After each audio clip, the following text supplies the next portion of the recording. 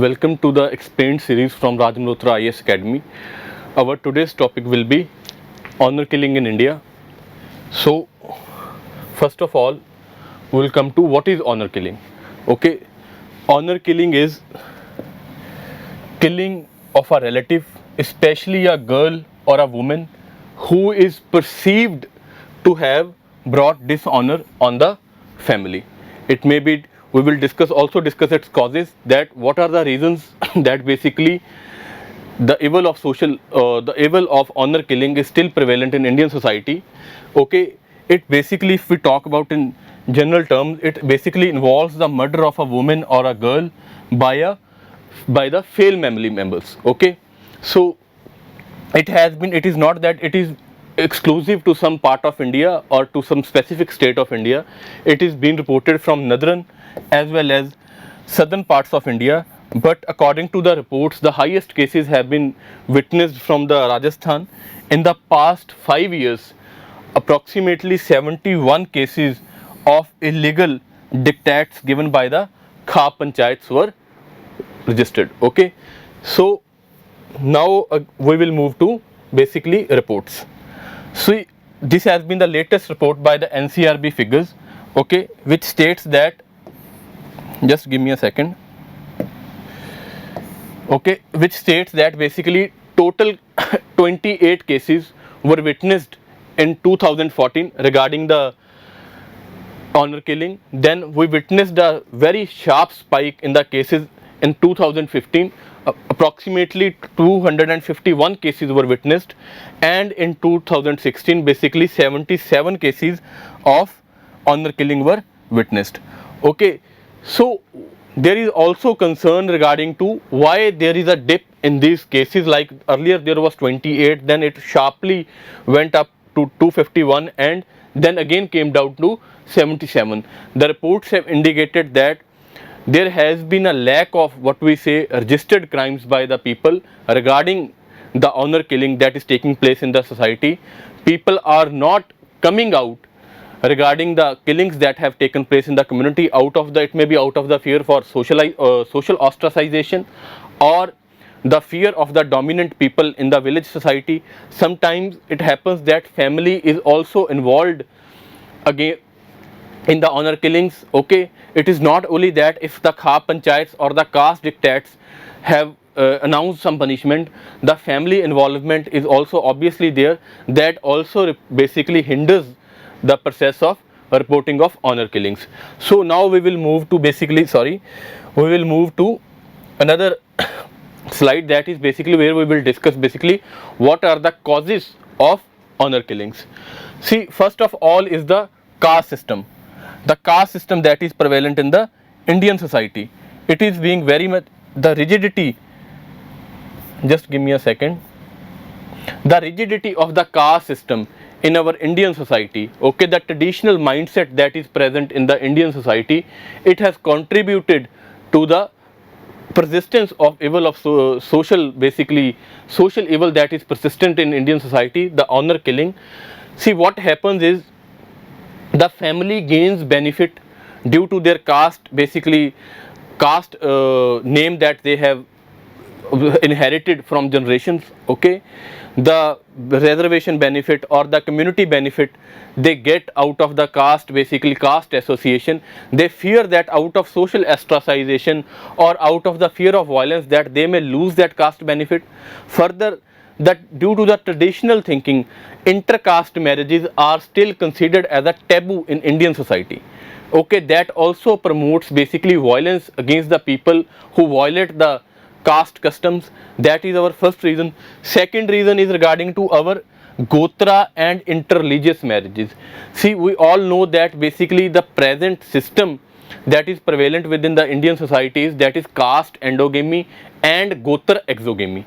See, what happens with regarding this is sometimes there are in the modern society there are cases basically with regard to same Gotra marriages, or we witness the case where basically there are interreligious marriages, people go out of their religion to marry. So that is basically not accepted by the society. The mentality of people is such that they are not ready to accept the marriages which have taken place in the same Gotra or outside the religion itself. So that also basically provokes violence. Next is the basically Kha Panchayat. The major reason behind these honor killings is basically the caste punishments or the caste dictates that are announced by the basically this extra constitutionalized Kha Panchayats. What happens in these is basically why they have been persistent in Indian society despite their extra constitutional status. See, the formal constitutional process of basically Panchayat Samitis or the constitutional basically legal system, that has basically there are the lacunas that are exploited. Okay, the members of the members that are present within the Panchayat Samitis are also the members those who basically hold the Kha Panchayats. Okay, so there is very less what we say penetration of the legal system within the rural India that basically retains the persistence of Kha Panchayats, and where the Kha announcements or Kha punishments they are basically still adhered to. So that has been the another what we say reason for the caste the honor killings. Another one if we come to is that is the illiteracy and the unawareness regarding the present status. Okay, the people basically those who adhere to traditional mindsets, okay, or those who hold these Kha Panchayats or those basically show the resistance to the modern societal setup, they are basically you will see that basically people are illiterate, sorry, they do not basically adhere to the modern customs. That is the major factor. Another is a lack of awareness about the rights. The people who are victimized also, they have very less awareness regarding what are their rights within the society, especially within the rural structure of the Indian society. They have very less awareness regarding what does the government say regarding their legal rights, or what does the basically Supreme Court say regarding their legal rights, or whether they can approach directly the Supreme Court or whether they have to approach directly the High Court regarding if they fear that they are being chased by the caste community for their some intercaste marriages. Okay, so that has been the another reason that has contributed to this evil of honor killing.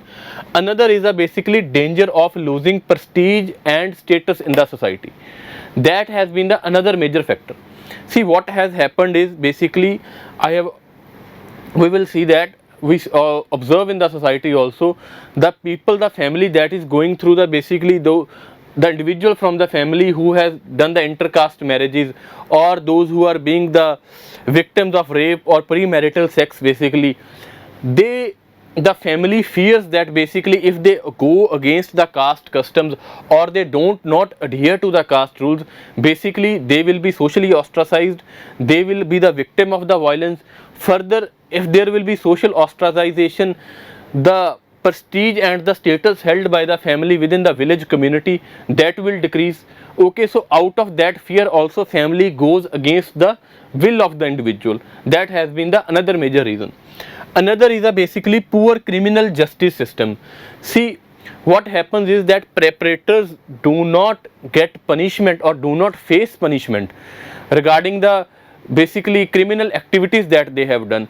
That is due to the reasons basically, first of all, that is due to because people who are involved or the caste or the village community that is seeing that kind of criminal activity, they do not report that. Okay, people do not agree to be witnesses against the individuals. Further, if the individuals are caught also, what happens is that our criminal justice system, there is a long await for justice. Basically the trials, the repeated trials, and then bails basically, and then appeals to the further higher courts, that basically also lingers the justice delivery system, and that gives basically a benefit to the perpetrators that basically yes, they can roam free even after doing these type of criminal activities. That is the basically another reason. Another and the last one is basically another events like about extra from intercaste marriages or basically the interreligious marriages. The another events that can trigger the honor killing is premarital sex that is not being allowed by the family, or having an unapproved relationship that may be with an married man or with an individual from the other caste or within the same caste. Love marriages are being basically denounced. okay, within the traditional societies, that is another reason. Then refusing on an arranged marriage, that is going against the will of the family. Or even if an individual is a victim of rape, they are basically then, to save the prestige and status of the family, the families go for caste killings, okay, sorry, honor killings. So from all the causes that we have witnessed, we will again see that in brief. First of all, that we have seen is basically the caste rigidity system that basically prohibits intercaste marriages. Another one is the same gotra or the interreligious marriages that basically society does not approve of. Another one we witnessed was that perpetrators, basically because of poor criminal justice system, they get a free hand. Another one is a basically illiteracy and unawareness regarding their rights, okay, and illiteracy with respect to the people who have a traditional mindset also. That is the also one of the another reasons. And basically another one is a danger of losing prestige and status within the society because of social ostracization, or because of the fear that our individual has done something wrong, then that we will be the victim of the, what we say, caste diktat. So people, families go against the will of the individuals. So that were the reasons. And the last one that we discussed also was that honor killing may be due to some another reason also, that even a love marriage within the same caste is not approved of. It may be a premarital sex, it may be an unapproved relationship with an individual, or being a victim of rape also. So that was the another reason.